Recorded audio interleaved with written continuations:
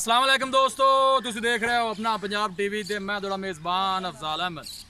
सब तो पहले अपने चैनल को करो सबसक्राइब ते नाल ही लगी हुई घंटी दबाओ क्योंकि सारी लेटेस्ट और बेहतरीन वीडियो साढ़े दोस्तों तक पहुँचे सब तो पहले। लो जी दोस्तों, वैसे अपना पंजाब टीवी ते दो जानवर सेल किए हैं साढ़े बहुत ही अच्छे सबसक्राइबर ने। इमरान भाई चीचा पत्नी तो उन्होंने जनाब दोनों जानवर खरीदे ने, जानवरों की लदाई करान लगे। अल्लाह ताला जनाब उन्होंने खैर सलामती पहुँचावे तो अल्लाह ताला जनाब उन्होंने नसीबा नहीं करे। दिखाओ जी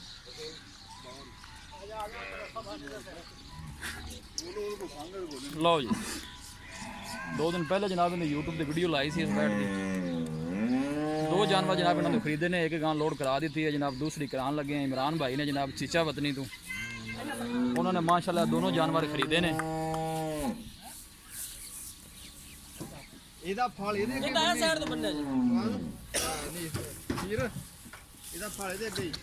जनाब एक गां लोड कर दी है ते दूसरी करान लगे। अल्लाह के फजलो करम दे नाल अपना पंजाब टीवी की टीम इस तरह ही जनाब वर्क करती रहेगी।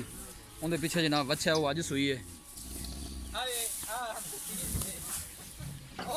पराली शराली पा दी है जी।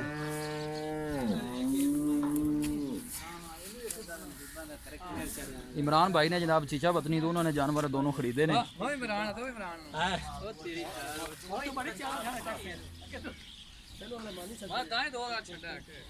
करो जी करो, लदो जी।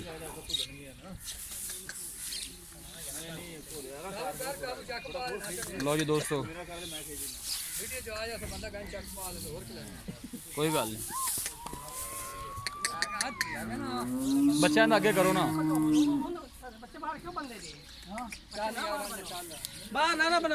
बंद कर एक बार तू।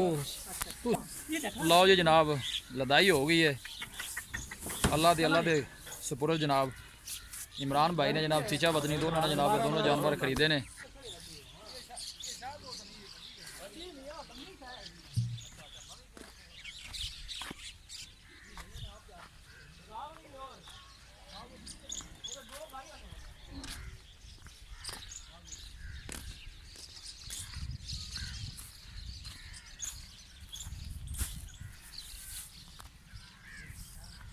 लो जी दोस्तों, लदाई हो गई है। अल्लाह के सुपुर जी। वीडियो पसंद आवे लाइक तो शेयर जरूर करना है। मिलांगे एक अच्छी और लाजवाब वीडियो के नाल। अपने मेज़बान अफजाल अहमद दो इजाज़त। अल्लाह निगहबान।